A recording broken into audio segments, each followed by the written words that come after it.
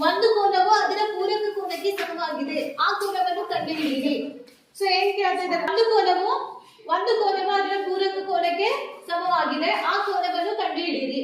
So ಒಂದು ಕೋನ ಏನದ ಅದ್ರ ಪೂರಕ ಕೋನಕ್ಕೆ ಸಮವಾದ. ಸೊ ಹಾಗಾದ್ರೆ ಕೋನ ಯಾವ್ದು ಕಂಡುಹಿಡಿಯಿರಿ ಅಂತ ಕೇಳ್ತಾರೆ.